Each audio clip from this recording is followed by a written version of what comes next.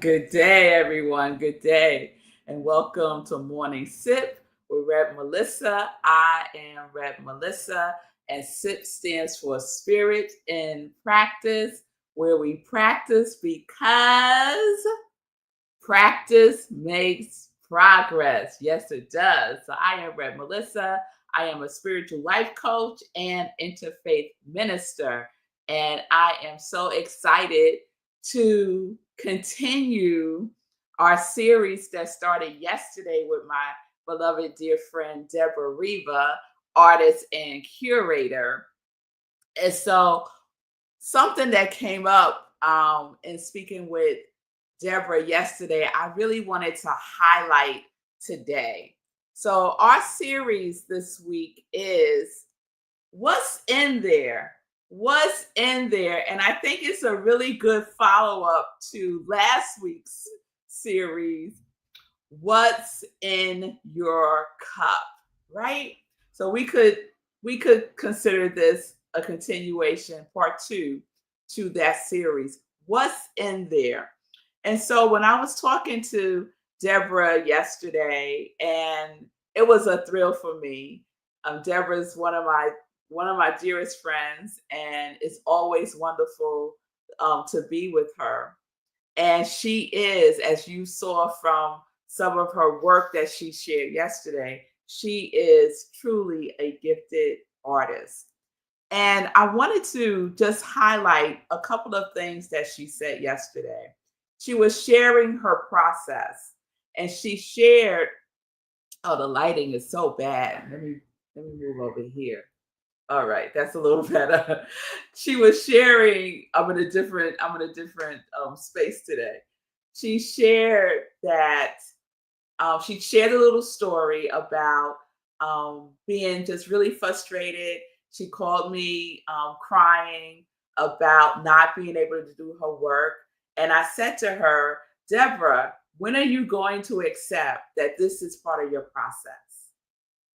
And she really took that in this time. She really took it in. And it got her to a place of acceptance that this is part of her process. Part of her process, what she calls struggling, right?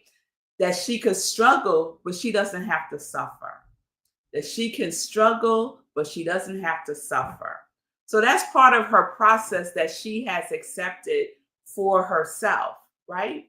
Now, that doesn't mean that that's my process or your process, but it's important for us to be able to identify, experience, know, and recognize and accept our process. All of it, the ups, the downs, the sideways, the front, the back, the moving towards, the moving away, the 2 steps forward, the 3 steps back, whatever it is, right? Whatever it is, instead of fighting against what our process is, to allow ourselves to come into a space of acceptance. So, what's in there is acceptance, acceptance of who we are, how we jam, how we move, how we get it, all of the things is uniquely ours. So no one's process is going to look like someone else's process, because what's in there for Deborah is different from what's in there for me, right? And how I relate to it, and how she relates to it, and how each one of us relates to it. She also shared and I want to highlight this. She also shared about the importance of passion, not so much about talent, because I am one of those people who says that I cannot draw. I am not a painter. I am not a drawer. That is not my skill set, right? However, I'm very clear about what I have a passion for. And I don't have a passion to paint or draw. I think it's wonderful. I appreciate really beautiful art. I appreciate art in and of itself. However, I don't have a passion to do it, myself. And yet, I am still an artist. And yet, each one of us are still artists because we are creative. We create all the time. The question is, are you creating from a place of passion or not? So, how are you filling yourself up to get in touch with what's in there when we know that our passion is in there? Our passion is within us. Our passion is the thing that lights us up. Our passion is the thing that we can do no matter what. Our passion is the thing that we feel with enthusiasm. Our passion is the thing that time just flies by when we're doing it. In Japan, they call it our ikigai, right? The things that we have a passion for, the things that we do well, the things that are needed in the world, the things that we can get paid for doing is called our ikigai, right? So what is your passion? Because guess what? Your passion is within you. And so we get to be with ourselves and connect with ourselves so that we can tap into the reservoir, y'all. It is a reservoir of passion that is just seeking to be accessed and expressed. Yes? Yes. So let me stop there and I'm just going to check in. It's good to see you, Linda.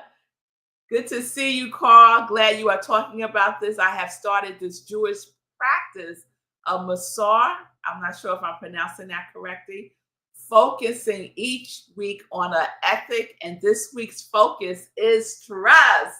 Yes, Carl, there are no accidents.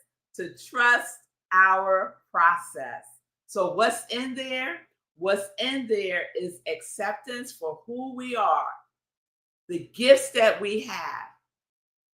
What's in there is our passion and our process of trusting our passion, trusting our purpose, trusting our creativity, and trusting our way of accessing it. However way that looks for us is okay. What's in there is trust. Trusting your inner knowing, trusting your higher self, trusting the divineness that you are, trusting the light that you are here to express. What I am very clear about is that our passion is not for us to keep to ourselves. Don't hoard your passion. Express it. Release it into the world. This good vibration. This high vibration of love that is expressing uniquely and divinely as each one of us. Uniquely and divinely as each one of us. No one else on the planet can paint like Deborah. No one else on the planet can preach like Rev Melissa.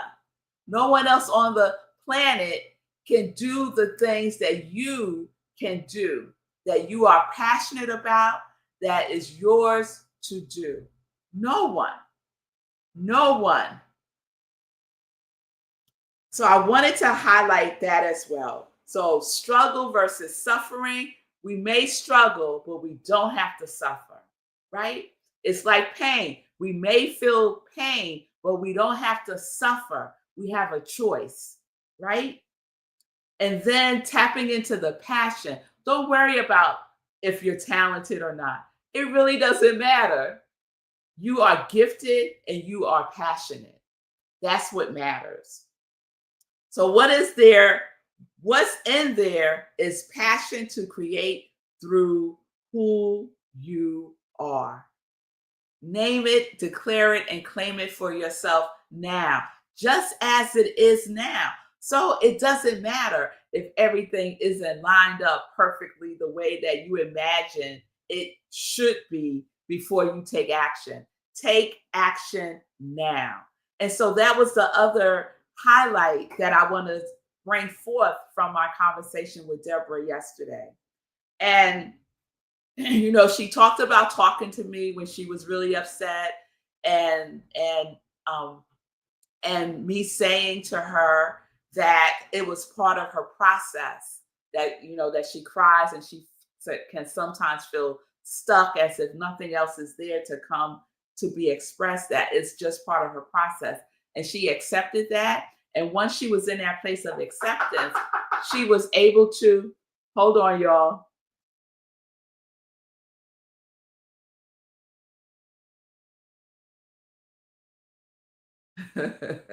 We're live, y'all. Knowing that her passion for art is expressing through and as her. And she took action. She took action by painting. She took action by painting. So we go within to the source. She listens, right? It's important for us to listen, important for us to accept. And when we listen and we hear, we receive the message. So many times we receive the message and we act like we didn't hear it, or we act like there's something to figure out. There ain't nothing to figure out, y'all. We already know. When we tap in within ourselves, what's in there is the knowingness. We listen, we hear, we accept, and we take action. So for Deborah, as an artist, the action that she took was to paint. What is the action that you need to take? With the resources that you have right now, what is the action that is being called forth for you to take now? No excuses. No excuses. So whatever you're telling yourself right now, maybe your ego is speaking to you, maybe your inner critic is speaking to you, maybe some old story is speaking to you. Don't listen. Go deeper within yourself, because what's in there is that sweet, small, loving voice that is rooting for you, always in your corner, always supporting you. When we spend time nurturing and cultivating and being present with the divine that speaks, doesn't yell, speaks to us with love. So, what's in there is you, all of who you are, in the brilliance and the magnificence that you are, just as you are. That is what's in there, awaiting your arrival again and again and again, patiently. Oh, isn't it so good that our inner knowingness is patient with us? Because we could come with the drama. I know I can sometimes. We could come with the drama, and our loving one within us will just wait with love and care and patience. So that's where we're going this week. What's in there? What's in there for you to access? What's in there for you to accept? What's in there for you to acknowledge? What's in there for you to express as a creative being on this planet? And whatever that expression is, it is needed, it is necessary, it is for this right now moment. Yes, Patty, everyone has a gift. Everyone has a gift. Yes, yes, yes. So the invitation is to trust your process. Trust what's within you. Trust the loving voice that speaks to you. To trust it, to listen, to accept, to acknowledge, to express, and to take action. Now, now. All right, everybody. So we will continue with this. We'll do some of this tomorrow because tomorrow is our meditation with the full moon. And so this is something that we do every full moon. We do a full spiritual practice with the energy of the full moon. And so we will be doing that tomorrow, Thursday at 8:30 p.m. Eastern Time. So what does that mean? That means there's no 10:30 a.m. sip. So you'll all join me tomorrow at 8:30 p.m. Thursday, 8:30 p.m. Eastern Time. Just bring something to write with and something to write on. Bring your openness, bring your willingness to release and to receive. That's the only requirements, y'all. And we're going to do some spiritual practice around this topic that we're talking about, starting from last week. What's in there? Accessing deeply and completely what's within us. So join me for that tomorrow, 8:30 p.m. Eastern Time, right where you're watching me now, and also on Instagram. Please support my ministry of joy. I am a interfaith minister. I am the senior spiritual leader at Rockland Centers for Spiritual Living, which is a New Thought center based in Rockland County. And we have services in person and virtually. So this Sunday, we will be virtual, 10:30 a.m. Eastern Time. In July, we're starting a new theme for July. Our theme for July is, let me see if I have the graphic for it, because I love the graphic I created for it. Yes, I do. There it is. July's theme is sacred play, living as divine expression. Living as divine expression. And I love this quote by Matthew Fox. For play is our response to feeling that we are part of a living and dynamic whole. Yes, we are all a part of a living and dynamic whole. So at Rockland CSL, our tradition for July is to play. Because I also think we need to play more. We need to play more. So we dedicate July to conscious play, and we have a ball. So join us if you haven't experienced Rockland CSL yet. Please join us Sundays at 10:30 a.m. Eastern Time. Tonight at Rockland CSL, we have our community cafe. It is our free offering to everyone to join us. Tonight, we focus on affirmative prayer. So you are welcome to join us tonight, 7 p.m. Eastern Time, for our community pray. So if you have a prayer request, bring it. If you like to pray for the world, we'll do that. If you want to know more about affirmative prayer, which is a specific type of prayer that was developed by Ernest Holmes, who's the founder of Science of Mind, join us and you will find out more about affirmative prayer and the 5 steps.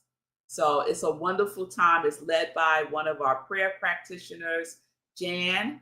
And every Wednesday at 7 p.m., we have an offering for you, a different offering every Wednesday. So I wanted to share that. And I think that is it for now. So tomorrow, 8:30 p.m., meditation with the full moon, 8:30 p.m., no 10:30 a.m. sip. All right, y'all got that? Spread the news. Let people know that meditation with the full moon is happening tomorrow evening at 8:30 p.m. Eastern Time. So, peace and blessings, everybody. Peace and justice. We are living life in joy, connected to our yes.